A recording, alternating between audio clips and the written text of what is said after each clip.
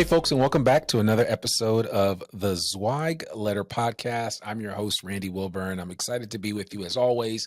Man, we keep churning out these episodes. We are up to, I think at the last time we released an episode about 237. And that's been pretty amazing over almost 8 years. We've been putting out episodes that sometimes we would have them on a weekly basis. Then it went to like a couple times a month. Then it went to once or twice a month. And so, but I'm excited that we continue to press record on this podcast and highlighting all things related to the design industry as we see it. And when I say we, I mean as the founders and as the leadership of Zweig Group continues to serve this industry for, wow, I don't do public math, but we're talking 36 years. It's a long time. So it's pretty amazing to see all the iterations of this company, of the leadership, and certainly we have no shortage of great leaders that have come through these doors, and we are currently led by the amazing Chad Kleinens, who is the president and CEO of Zweig Group, which is what the firm is now called. When I originally started working here, it was Zweig White and Associates, and so it's just amazing to see a company have the longevity. And I don't know that Mark Zweig imagined in 1988, when he was in the back of his house in Natick, Massachusetts, thought that this company would still be around in 36 years. But it's still here, and it's a testament to good business practices. And certainly my next guest has no shortage of those good business practices and some things that you're going to learn today. So I want to encourage you to take out your notebook, take some notes. This is one of those times when you don't need AI to take your notes for you, because I think there's just going to be some good advice and ideas that you're going to learn from our next guest, who's Jeremy Clarke. And Jeremy is the director of recruiting and retention. I want to stress both of those words, recruiting and retention, for Zweig Group. It's actually a role that I used to hold a while back, and I'm excited that he's doing it now, because I'm going to tell you, recruiting, it's never been easy. It's never been harder than it is right now to recruit really great people. And so, no, but seriously though, it is one of the most difficult tasks that design firms face, is finding and recruiting great talent. And so today's guest certainly is an expert in this area. And I really want you to hear what he has to share today, because I think there's going to be some nuggets of wisdom for those of you that are leading firms and that are looking to kind of make that next leap in terms of production, in terms of team building. This episode is going to help you out. So without further ado, Jeremy Clarke, how are you doing today? Doing well, Randy. Thanks so much for having me on this podcast and to be alongside your audience here. I've heard a lot about this podcast. Excited to be here today and with a fellow recruiting veteran and comrade in the recruiting space. So Yes. I have been in the trenches before, and I know what it feels like to recruit design professionals. At one point in time, I tried to go back and count the number of placements that I have made in this space. I lost track after about 115. That was, things were a lot different back in the 90s and early 2000s. And then of course, things have just been different, and they've changed over time. And you've been involved with this industry for a long time, but I would love for the uninitiated, for those that listen to this podcast on a regular basis, but just weren't really necessarily familiar with you, Jeremy, I'd love for you to give us a little bit about your superhero origin story and your background with the Zweig Group, and then there's some recruiting and retention space. Sure. Yeah.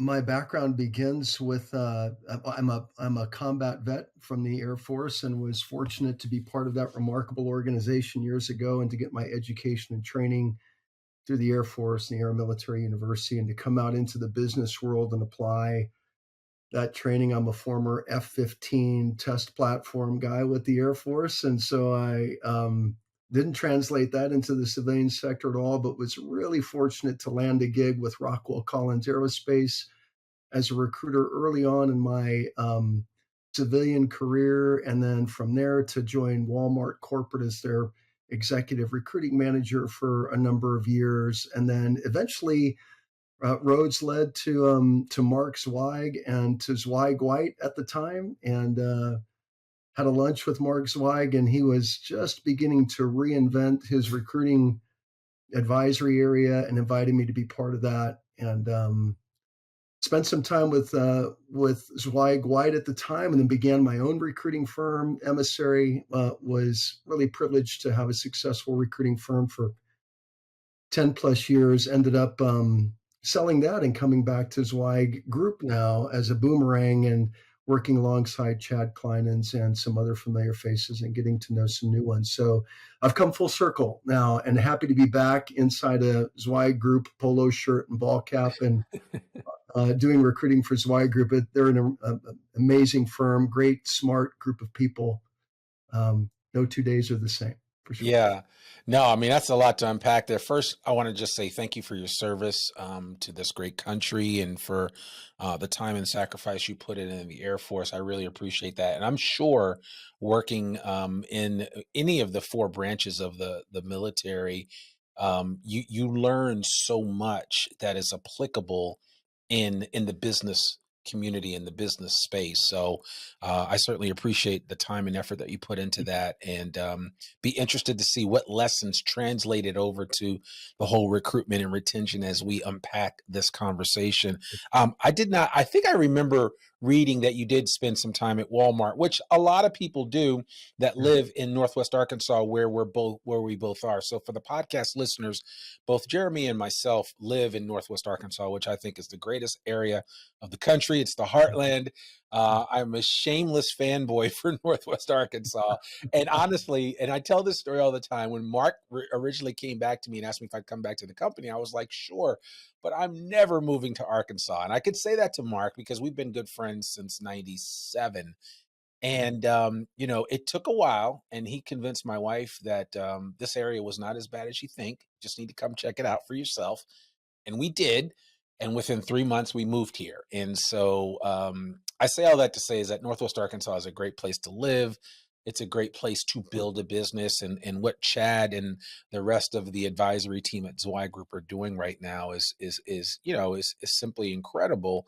And I'm glad to see that that Zweig Group has been able to maintain relevancy in an ever-changing design industry environment. And Jeremy, I know you can appreciate that because you've seen all the changes. And so I'd love for you maybe kind of lay the groundwork for this conversation about the current state of recruitment and retention in the design industry today as it stands. We're Yeah, recording this in April of 2024. And I last recruited a design professional about 4 years ago. And it's been a minute, but I know a lot has changed. And I would love for you just to kind of give us a lay of the land for right now. for sure. Yeah, I would say that in the past 4 years, the world of work as we know it has changed dramatically. And I think that we can all trace that outcome back to COVID, back to the great resignation, or what's more appropriately known probably as the great discontent, where we saw this remarkable migration of people inspired by the circumstances that COVID produced. And that really sort of began to morph and change the recruiting landscape and the retention landscape in a significant way. And so I think that for our industry, AEC, the design industry, we have been really trying to play catch up with much of what has transpired, not only in terms of what the post COVID environment was, but how this economy has just skyrocketed in a hockey stick kind of way post COVID. So you've got two dynamics going on. You've got this remarkable shift in employee mentality and candidate mentality as they approach work and career. And on top of that, you've got a robust economy that's making it difficult to keep up with the with demand and to have the necessary talent to affect the projects that you need to affect as a firm. And those two things create a really tight labor market that makes nuanced recruiting super important.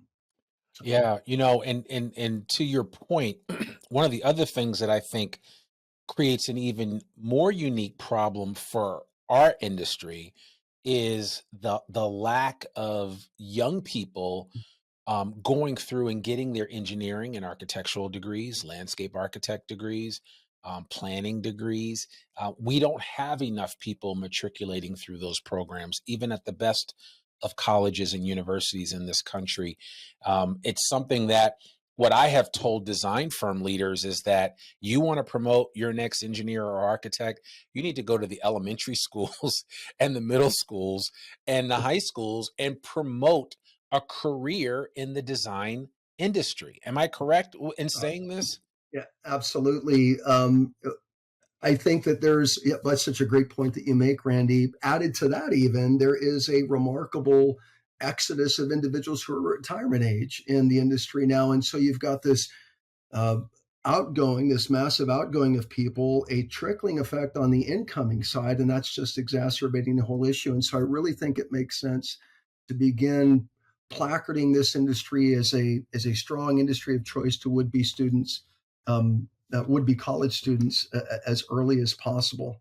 And to get firms involved in scholarship processes and in processes in their local high schools and so forth, where they can really begin advancing the merits of this industry to graduating students that are looking to decide upon their career trajectory. This is Yeah. important for sure. Yeah. I mean, and it's an issue across the board, right? The trades are doing this now. My son went to a program here locally at the Jones Center a couple of weeks ago where he's a junior. He's decided, or he thinks he wants to go into the trades.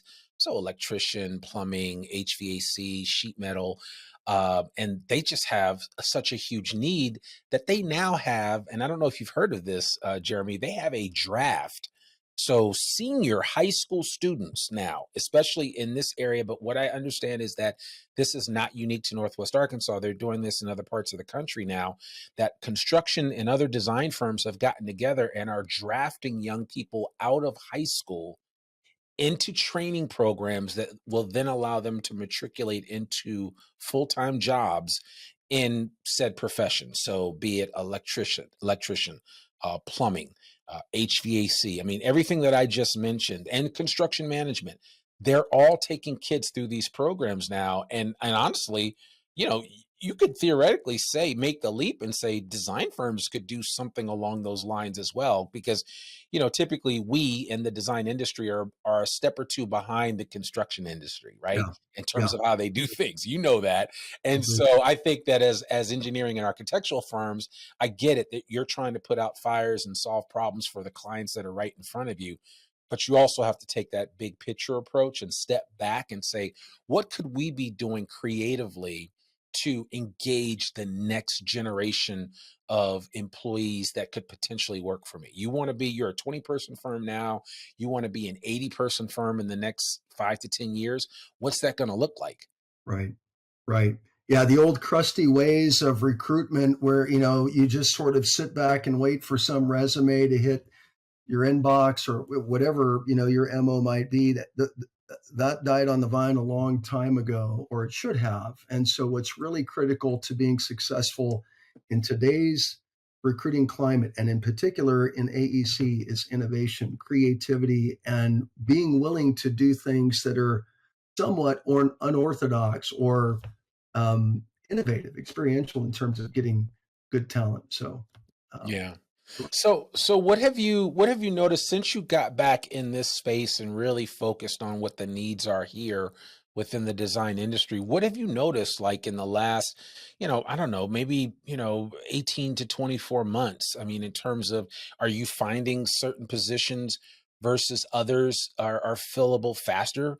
I always noticed that yet there would be this cycle of certain roles and positions. I'd always have an easier time finding planners than I did maybe finding landscape architects. And then when it came to finding structural engineers, there were the ebbs and flows of the availability of individuals. And of course, you had to know the main players in the yeah. market to know who to go to. But what are you finding right now with regard to trying to identify and attract good talent? Well, I would say, first of all, there's a void, a gap, and this is been the case for a while now, in that 6 to 12 years of experience spectrum where, people are just starting to get licensure or they've had licensure for 1 or 2 years. That really is kind of a hinge pin moment at that point, and being able to find and retain that spectrum of talent remains very, very difficult. And I think it's incumbent upon firms to equip themselves with the internal processes and capabilities and branding to really capture talent at that level. So the first thing I would say is I think that there's a real miss there in the industry in terms of being able to capture talent at the, I'll use, civil engineering as an example, project engineer to experienced project manager spectrum. And that really means getting innovative in the ways that we go about finding and compelling experienced hires, and making sure that we have the right processes internally to effectively capture candidates that we get to bring to the table. That's the one miss. On a broader AEC spectrum, I would say, yeah, there appears to be a premium, certainly in the engineering disciplines. In particular, I would say with this massive infrastructure bill that's playing out incrementally, there's lots of needs there. And I would say the lion's share of recruiting is being applied to those disciplines. But across the board, really, in AEC, whether we're talking about architecture, civil engineering, whether we're talking about structural, whether we're talking about environmental, there's talent is at a premium. The need is at a premium. And it's really critical for firms to begin creating the delivery mechanisms internally that distinguish them from their competitors in identifying and winning that talent today. Yeah. Well put. That's very well put. Man, it certainly doesn't make life any easier. And I know it's when I thought about this conversation that we were going to have, I was thinking, man, I hope that at the end of listening to this podcast, people are not discouraged by the mere challenges that we're faced with. I think, again, I always try to take a long-term view of things and what it's going to look like. Like, for instance, in the early 90s and 2000s, the late 90s and early 2000s, we didn't see as much consolidation in the industry as we're seeing now, right? So, like, you have way more companies that are like, you know what, screw it, I'm just going to buy a company. Right. Right. I'm going to buy, those 30 design professionals that I need, as opposed to try to recruit what I want. Right. Because invariably, what I want in my mind and what's available in the marketplace are usually two different things. And so, and that also creates a challenge, I'm sure, for you as a recruiter, because every design professional leader has an idea in their mind of what they want. Sometimes it's an individual that's comparable to an outstanding A+ player that they already have on their team, or maybe Yeah. it's somebody that's comparable to themselves, right? But Right. it's just the idea that a lot of times, you're not going to find 100%. You might find 70, you might find 75 or 80, but you won't find 100% of what you want. And it's whether or not you have the ability to fill in the gap there, or if that person has the ability to make up the difference over a period of time. Yeah. Well, that's just resonates with me so much. I think one of the critical features for successful recruiting, Randy, that you've just cited is being progressive and open-minded in how you define the roles that you need. Some things are immovable, but how do you go about finding individuals that satisfy an operational need who might not be a 100% match for everything that you're looking for, and just approaching every candidate with a brand new slate, and asking yourself, where could I place this talent inside my organization that meets a need that I have today, is super important. And the other point that you made around M&A as a mechanism for recruiting. I mean, you're not in Kansas anymore when you start gobbling up firms for the purpose of staying ahead of the talent need. And that's exactly what we're seeing a lot of too, a willingness to go out and acquire firms for the purpose of satisfying the gaps. Yeah. I mean, there was a time, literally, I remember this back in the day when Carter and Burgess, we would work with them, that we had was a big contract that Zweig, White and Associates used to have. And they would say, hey, we need 20 people. And we'd be like, wow, that's a lot, but we could probably work that out. Nowadays, you can't. I mean, that's what you need now is an acquisition, because it's like there's no way you're going to fill that need of finding or identifying maybe 20 people in a 6-month period that Yeah. you can convince to make a move or transfer over to a new organization, especially with, like you said, you mentioned earlier about some of the changes that we've experienced post pandemic. Yeah. And I'd be curious to maybe talk about one or two of the things that have fundamentally changed about how you recruit post pandemic versus how you were recruiting pre pandemic. Yeah. Good question. I would say post pandemic, the talent demand has created augmentation in talent delivery methods and technologies. AI is not the least of those technologies. And yet some things remain critically the same. So it is important that firms recognize the benefit, for example, that AI brings into recruiting. And I think when we get into the conversation of AI, people suddenly start feeling really glassy eyed and foggy about exactly what that means. What we can find solace in is knowing that AI is basically integrated into the fundamental recruiting platforms you would use anyway. It's not as though you need to go out and buy something that is an AI bolt-on. You get an applicant tracking system that has AI capabilities, and now you're suddenly AI relevant. But making sure that we have the platforms that allow us to market our opportunities and capture candidates in the most effective, efficient, prolific ways is certainly critical, but also realizing that recruiting still is a very nuanced business. And this is something that I think AI has tried to detract us away from. At the end of the day, this is mano a mano. It's me to you. And what I'm trying to do is to get you to the table to have a conversation about an opportunity that I'm hoping you'll see will be superior to the one that you're in today. And AI is not going to satisfy that conversation. AI doesn't have a narrative for that. That's you and me having a dialogue where I encourage you, by building trust with you, to simply open up your options and have a conversation that maybe you weren't thinking about 20 minutes ago, 30 minutes ago.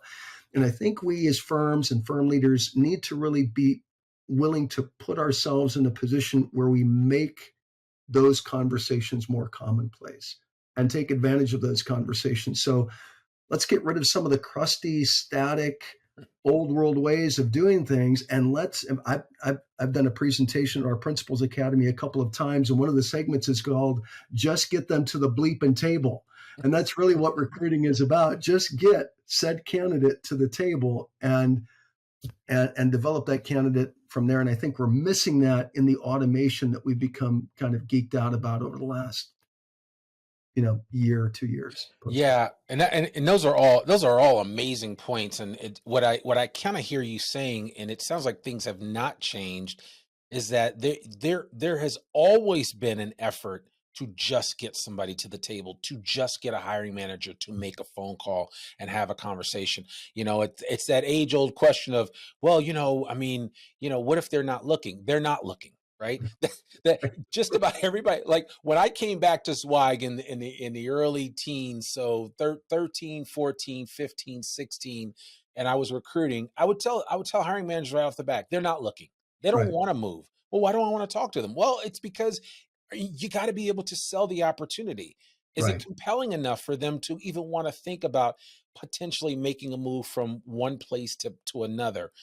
It's just the whole idea. And if nothing else, what I've always said, and I still stand behind this today, and this will never change, I think, no matter how great artificial intelligence plays a role in the underlying recruitment process, there is no replacement for building real, tangible relationships. Right.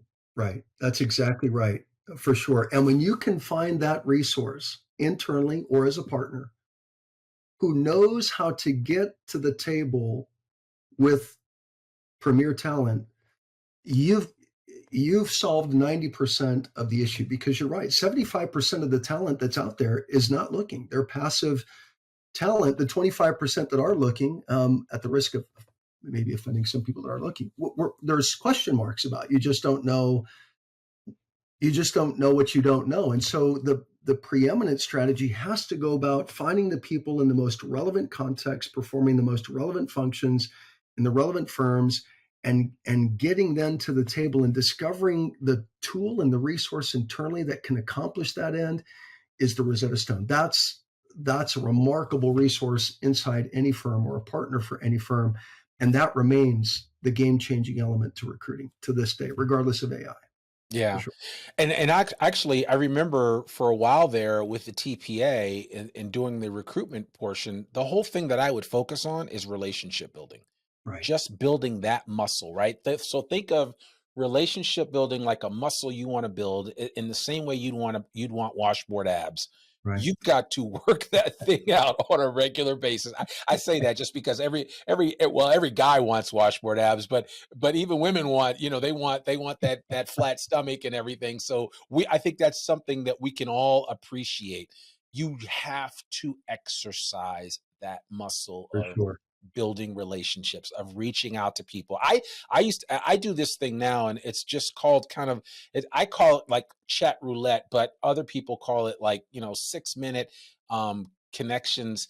And a guy that I know named Jordan Harbinger that has a really big podcast, he does it. And his whole thing, and this, I've talked to different design professionals about it. I just tell folks that take out, make a connection with 6 people that reach out to them, just without an ask. It's not a transactional message. It's just, hey, how are you doing? Just thinking about you. Wanted to reach out. Boom. Right. That's it. Right. And Right. I do that, and I have continued to do that in the design industry space for easily more than a decade. And I remember when I first came back 2013 with Mark to work with Mark and Chad, and at that time Jeremy Clarke and some others. I remember reconnecting with people that I had talked to in the late 90s that were still in the industry, people that I had placed. I had just kept connections with those individuals because early on LinkedIn didn't exist. Then LinkedIn came on the scene. So I reconnected with a lot of people that I had placed, and I still keep in touch with a lot of those people to this day. It's Yeah. 2024. Jeremy, nothing changes as far as that's concerned. And again, it's the mindset that I want people to understand. It's never with an ask. It's never with an ask. It's Right. just, hey, how are you doing? Right. Now, those conversations may transfer into something else, but initially just a checking in. And I spent a lot of time doing it during the pandemic because we all had extra time on our hands. Yeah. And For I sure. just continue to build my community, to build my connections, and to make new connections from Right. those original connections. Because you know what? Every engineer and every architect that I know on the face of this earth knows another engineer and another architect. That's a small world, It's a isn't it? small Yeah. world. It really Yeah. is. Yeah, So, you're making some really compelling points about building that network and maintaining it. And I think firms want to cultivate that kind of culture in their recruiting teams. And it may be that, Jane and Joe, department head or project manager, is saying, well, what does that mean for me beyond developing that network? How can I maximize our candidate capture in the recruiting lifestyle? You're right. Being able to identify people, keep relationships, get them to the table is important. But our candidate drop off rate after the interview is 42%. mm, 42%, which means to say that we're nearing the 50% mark in terms of our candidate attrition after they've been inside our doors. And I think that the recruiting crisis for many firms could almost be solved if the candidate attrition rate could be solved. I put candidate or recruiting into three buckets: identification, which is what you and I have been talking about, finding candidates, networking with them, trying to get them to the table. But once you get them to the table, now we're developing them as real considerations for our firm. What does our success look like there? What are we doing to distinguish ourselves among our competitors in that one-for-one engagement in the interview with these candidates? So many candidates are feeling ghosted. They're feeling like they're not being communicated with. They're feeling like the experience was sort of haphazard. It wasn't intentional. They didn't feel welcomed and warmed. That experience is critical in remedying that drop-off rate. And so I would encourage firms, if you feel like you might be struggling on the identification portion, that is networking with candidates and getting them in the doors, okay, but what are you doing to maximize the candidates that are coming into the door? And yeah. what's your closure rate on them? What does your offer process look like? How intentional? and thoughtful is that process. All of that goes into this entire equation around effective recruiting. And I think we want to send a message to firms that says, this can't be transactional. This can't be, mechanical like that. You've got to create an environment for these candidates that says, wow, I want to work there. I didn't know that I wanted to work there until I got contacted about working there. But having met Randy and having met Sarah and whoever else, I want to work with these guys. And the last thing you want to do is see that, eliminated because someone couldn't get out from behind their desk to create a human engagement in that Yeah. particular experience. It's so Yeah. important for sure. Absolutely. Yeah. And to me, my thing is, and I tell any hiring manager that will listen, no just means not right now. No doesn't mean never. So, if you take that approach, even if you do go out and let's face it, as human beings, we all hate rejection, Yeah. right? So Right. we carry that with us. If we go out and we talk to somebody about how great our firm is, I mean, you know how great your firm is. And the whole concept and idea behind recruiting properly is to let other people know how great your firm is. So even if they say no to you right now, it's not an indictment on your firm. It just may take time. And so my encouragement is just to continue to have that conversation. So especially as a hiring manager, it's like simple things like, hey, I'd love to just stay in contact with you. Can we stay connected on LinkedIn? Or, I'll just whatever, or you've got my text, my cell, I have your cell. Every now and then I'll just check in on you just to see how things are going. For sure. We have mutual interests. You like the Pittsburgh Pirates. I like the Pittsburgh Pirates. Let's commiserate and try to figure out when our team is next going to make the World Series. And that's a real life conversation that I would want to have with somebody as a lifelong Pirates fan. But the bottom line is when you find those intersections with potential candidates that may or may not necessarily land with your firm, you need to go in on those because that's a simple way for you to stay relevant with somebody and who knows? I've had so many hiring managers, and I know you've heard this story over and over again, Jeremy. I've had so many hiring managers tell me that, yeah, I just stayed in contact with so-and-so. 8 months later, they reached out to me out of the blue and said, hey, you know what? If that opportunity is available, I'm interested.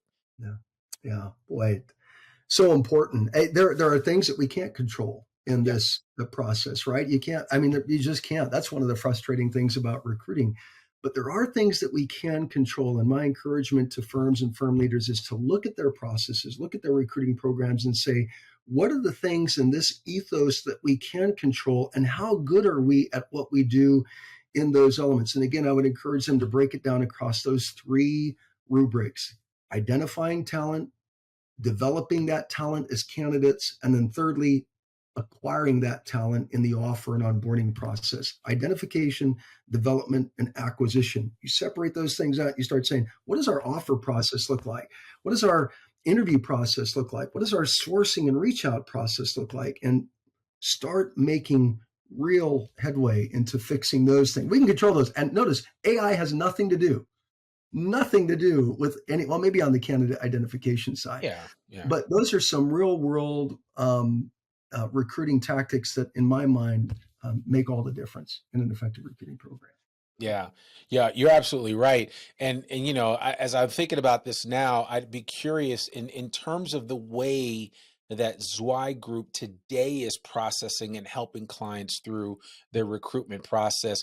What do the steps look like now? If I come to you and say, hey, I need this project manager with 12 to 15 years of experience in the civil site development space, preferably a guy with a lot of land development experience because we're working on a number of subdivisions. It's one of those favorite needs. But what would the process be like for a company that may be listening to this podcast and thinking about going through that process? What does that look like for them?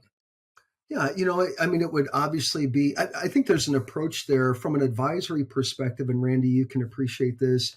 You're always looking at the bigger picture, right? You don't want to miss the forest for the trees. And so the old adage, teach a man to fish, lead for a day, or give a man a fish, lead for a day, teach a man to fish, lead forever.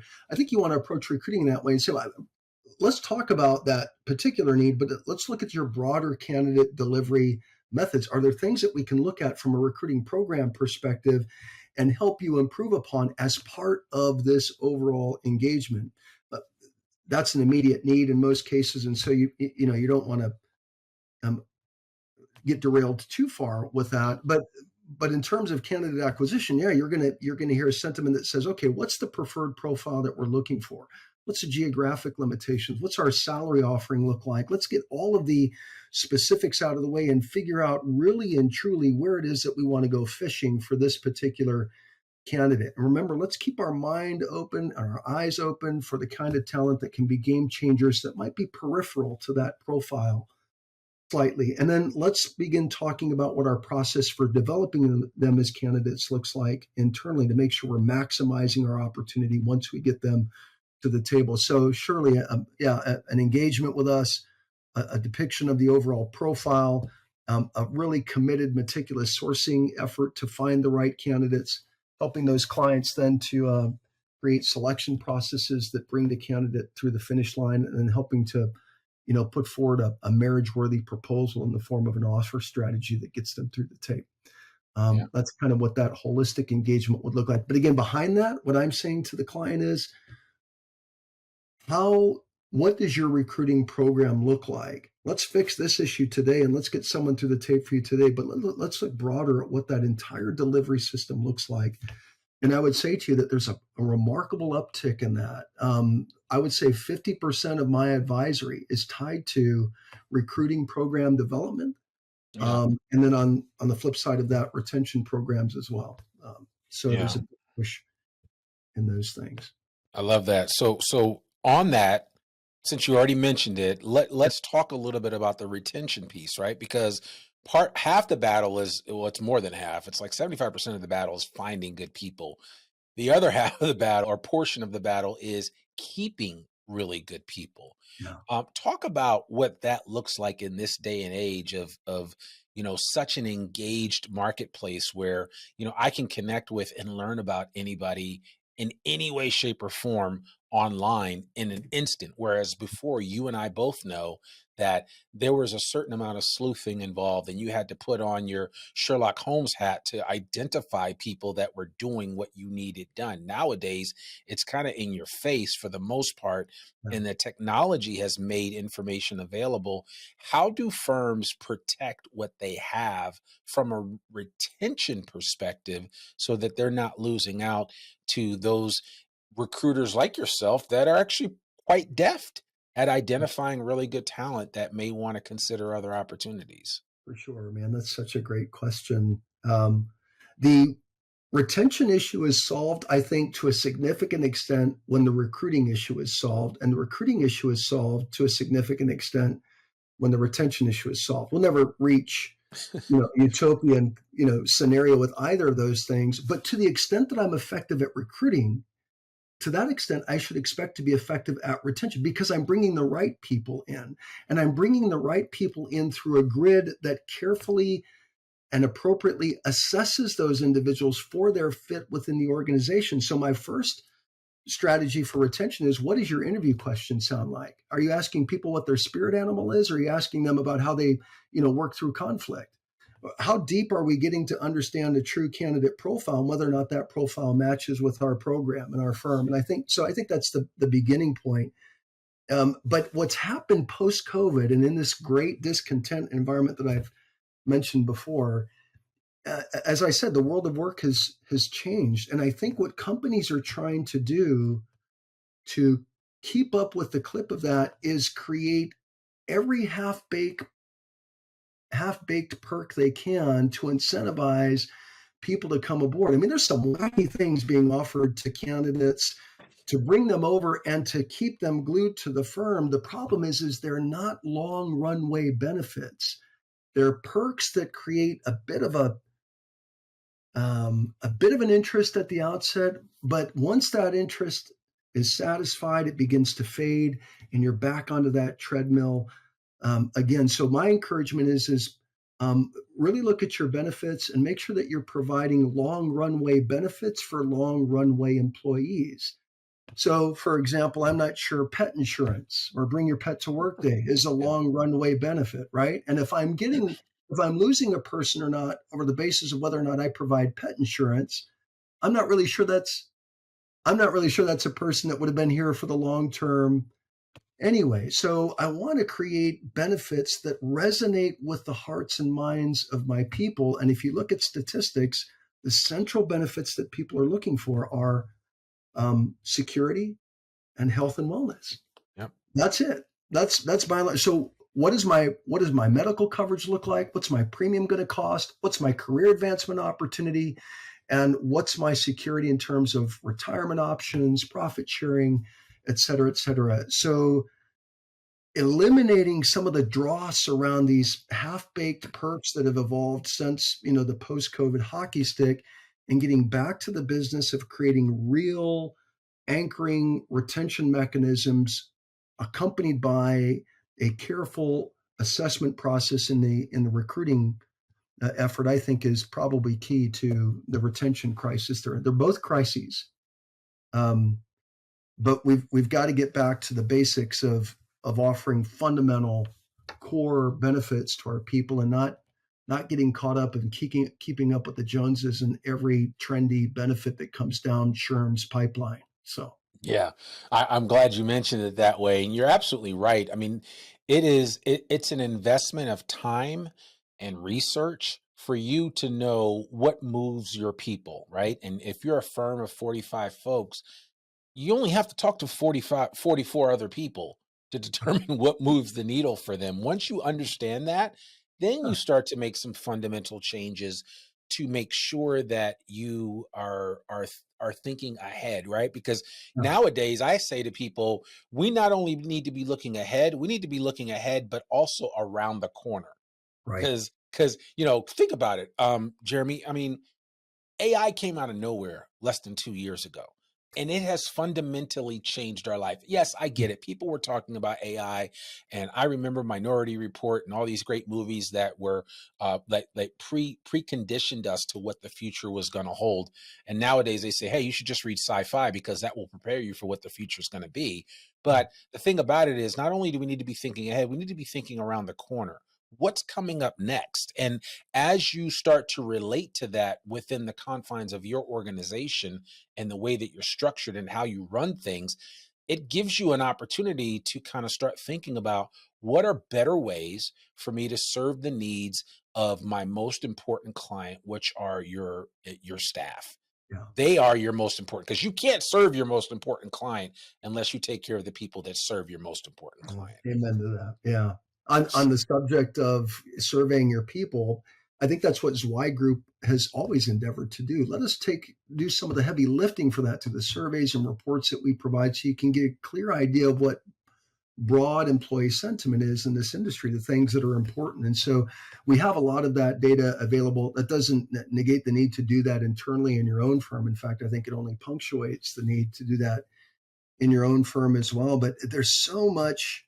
I was at a firm not too long ago, and we doing some interviews with some folks, and just getting a sense for what employee sentiment was and what might be problematic in the retention climate at the firm. And what kept coming back over and over is, I don't know what happens after licensure. What do I do Yeah, after licensure? There's a yeah, gap between 4 years and 8 years. I don't know what that means for me. And so I think one of the most important retention tactics a firm can do is begin creating intentional career paths for your people by tying competencies to each position at your firm and giving people a roadmap for getting to the next level by achieving those key competencies.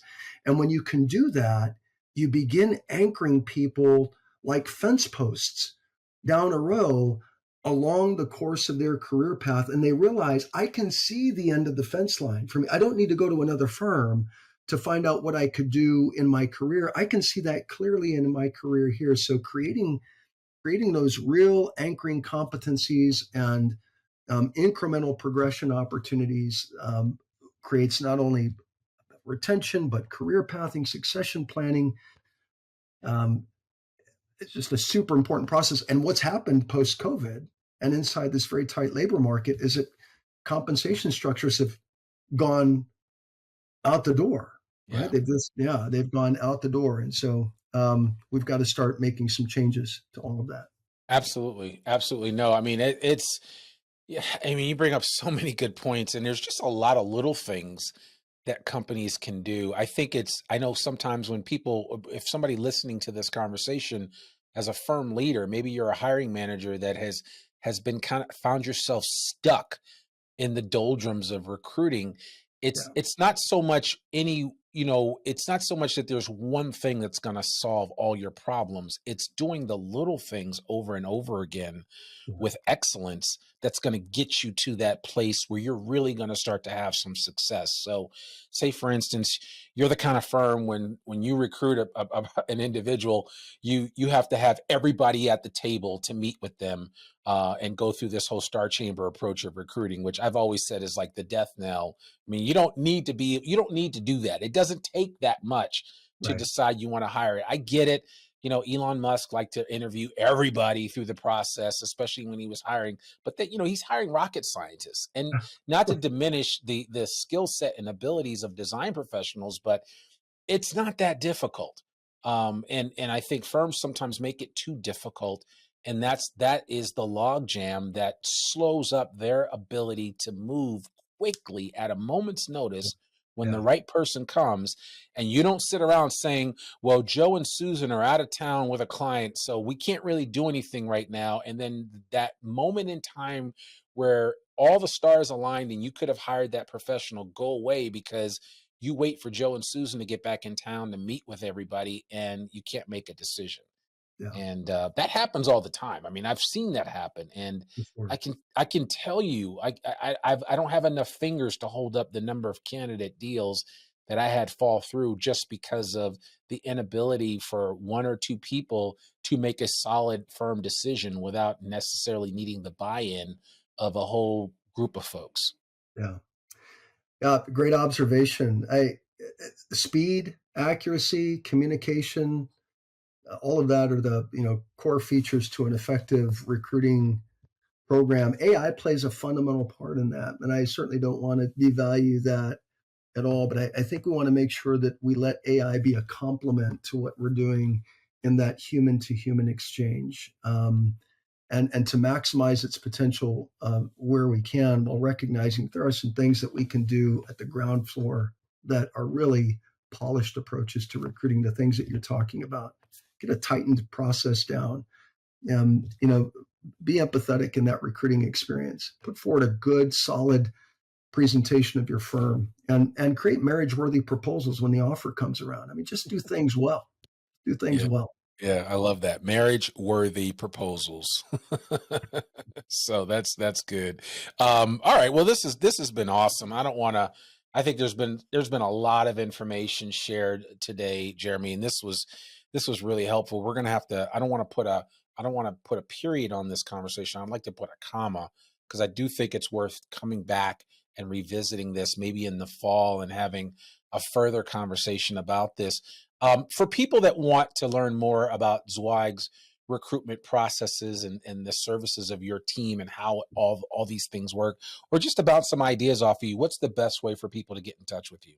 Yeah, they can certainly. Our website has our executive search and retention resources there. My contact information is there. The resources that we can supply to them are there.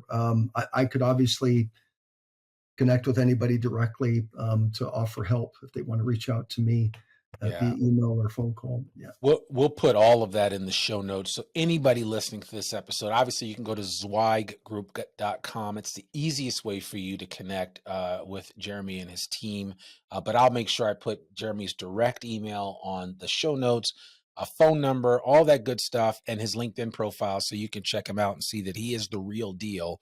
And what they're able to do is nothing short of amazing. But really, when you distill it down to what he's been talking about over the last 50 minutes, there are practical steps that need to be taken on a regular basis. And if your company has not been taking those steps, Jeremy and his advisory team can help you with that. Just like Zweig does in just about every other area for of sure. business, whether it's mergers and acquisitions, whether it's ownership transition, strategic planning, the advisory team at Zweig Group can really help folks out. And my commercial is over as far as that's concerned. The bottom line is, if you need some help with recruitment and retention, you need to give Jeremy Clarke a call. Love to Is hear that a from you. fair assessment, Jeremy? You bet. Fair Okay. assessment. Thanks, Okay, Randy. Well that's said. good. Well, Well Jeremy said. Clarke, it's great to have you on the podcast finally. I really appreciate that. I heard about you when I first got here almost 10 years ago, and I'm glad that we finally got a chance to connect. And hopefully, this won't be the last time. We're going to continue this conversation. But I really appreciate all the great work that you and your team are doing at Zwei Group, and just want to encourage you to keep it up and keep innovating new ways to solve the recruitment and retention issues that our design firms are dealing with, because Lord knows we need it. Yeah. So thank you so much. Yeah, thank you, Randy. It's been great to be here and to be with Zweig world out there in the world of AEC listing. Great podcast. Big fan. Thank you so much. I appreciate Yeah. that. Well, folks, that's another episode of the Zweig Letter Podcast. To learn more about one of the oldest newsletters in the design industry by visiting zweiggroup.com. You can read articles online, listen to this podcast, and sign up for a free subscription to the newsletter and have it delivered right into your email inbox every Monday morning. Sign up today. For more info about Zweig Group's advisory services, like what we discussed today with Jeremy and his team, or any Zweig Group publication, visit zweiggroup.com. You can subscribe to the Zweig Letter Podcast or follow the podcast wherever you listen to it. And please, please, please consider rating and reviewing us on Apple Podcasts. I'm your host, Randy Wilburn, and we'll see you back here soon with another new episode of the Zweig Letter Podcast. Peace.